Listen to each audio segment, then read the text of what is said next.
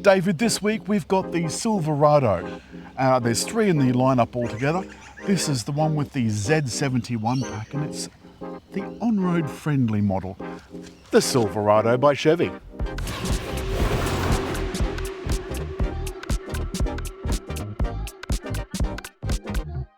Okay, Big Dave. You're not going to be Big Dave, you're going to be Billy Bob. Billy Bob, because we're in a truck. You'll be Billy Bob. What will I be? Bobby Joe. Billy Bob and Bobby Joe. Have a look at that, a progressive indicator on this little tiny kind of cup-shaped thing. It is absolutely beautiful. The headlights are up the top, but listen to this engine. It's so silky and smooth and beautiful. This car has some party tricks, David.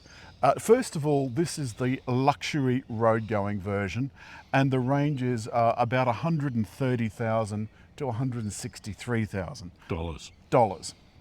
Now, you'll notice this Silverado has a 6.2 litre engine. This is a petrol engine, and it has the Z71 pack, which means nicer wheels. I think these look nicer than the off-roading wheels. You got a lovely big pair of side steps. Very handy, believe me, you definitely need to get into this. And apart from that massive front grille, one thing I do like, David, is the exhausts. Have a look at that. These little flattened exhausts to make it look a little bit more sporty. But look at this. How is this for the epitome of luxury? If you press the button,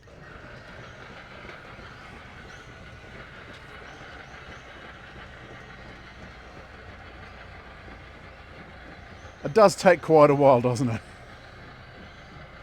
to open.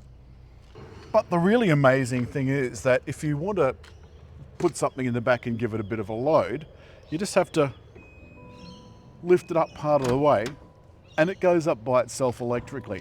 There's also a button in the front to do that, but it doesn't seem to want to put it back up again. You've got to come around the back to do that. Maybe they don't want anyone caught in it.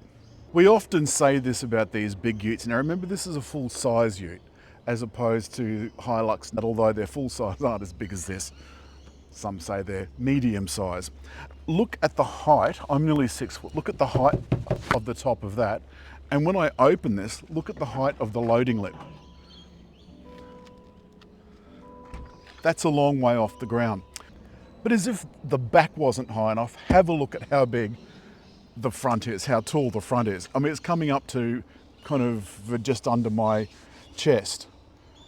And that's huge. And believe me, you take this into a car park and it not only fills the space, but it also fills the space in the lanes when you're trying to get to the car park.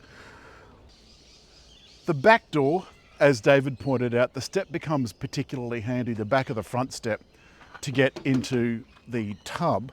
But have a look at this. When you want to get in to the back seat.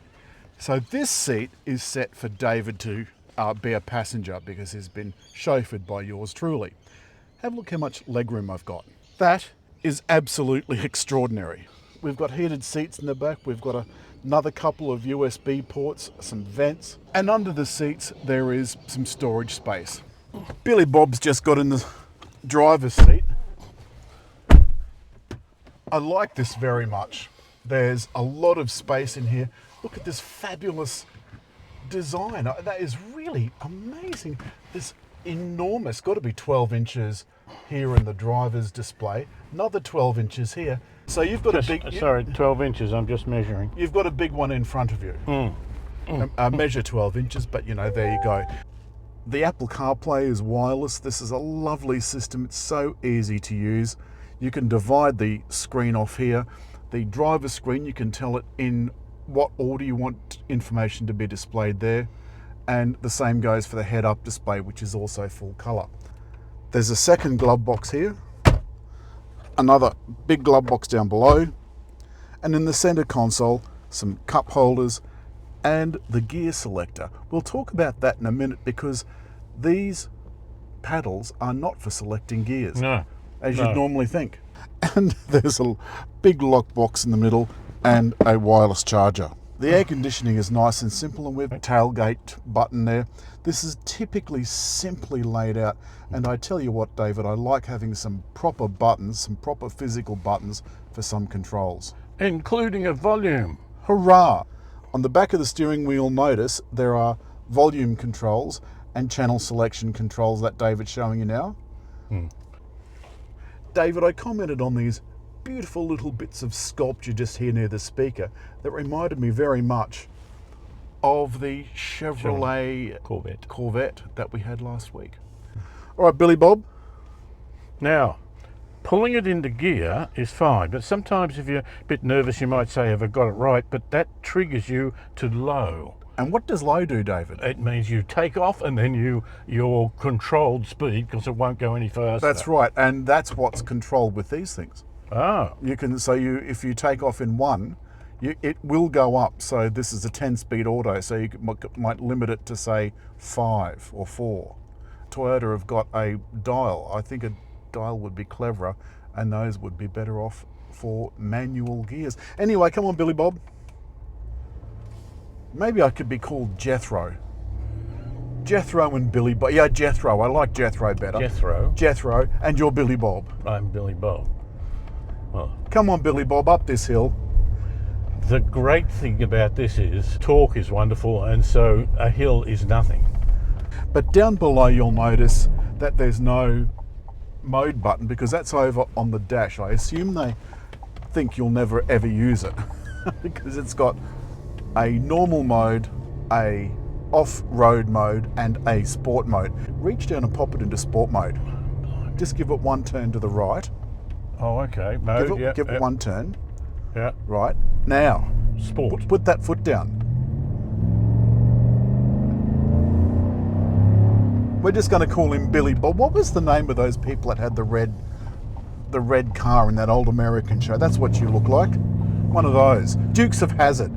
I want to talk for a moment about the fuel consumption. Now, David did take this away. We've had, again, both of the 1500s this week. We're getting the 2500 now, but David's driven them before. Fuel consumption on this, and it's got a 91 litre fuel tank, by the way. You got down to, what was it? On a one-off trip down a motorway, I was under 10. But if I averaged it out with a lot of motorway in it, I think I was around 12 or 13. Which I still think is amazing. Now, this is back up to 16 now, 16 litres per 100 kilometres. But that's because I've been fanging it around the back streets, treating this like I'm, out in centre in a Formula One race car thingamy. David, I think if this doesn't make you feel manly and butch, then check your pulse. And Billy Bob, do you know where you're going? Yes, I do. Oh, around here. All right.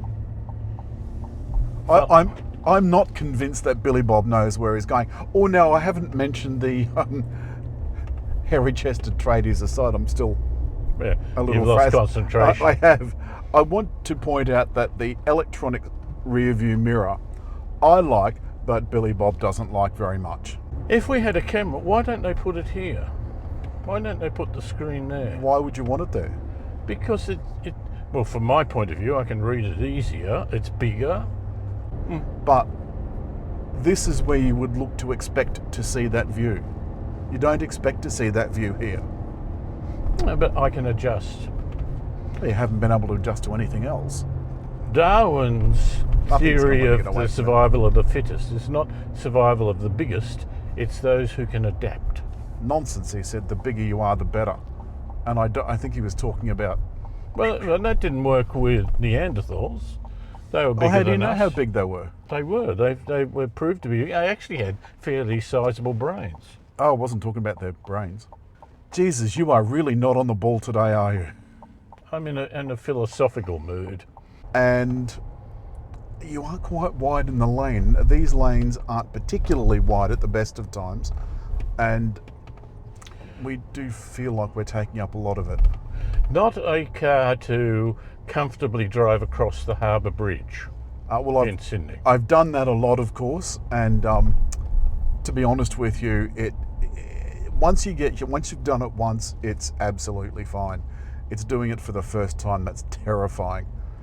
So in closing, let's wrap it up and say that this is one of the nicest big utes.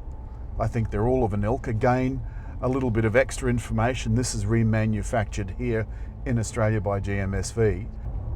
So they're remanufactured, whereas the Corvette was manufactured from the factory in right-hand drive. So this came from America with a completely different dashboard. Isn't that amazing? Yes, yeah. So all of this was put on down in Melbourne at GMSV. Must cost a fortune. If it wasn't for that conversion, the car probably would have been $40,000 or $50,000 less. It's come time, as always, to hit like. Leave a comment. And just over there, I think, to subscribe.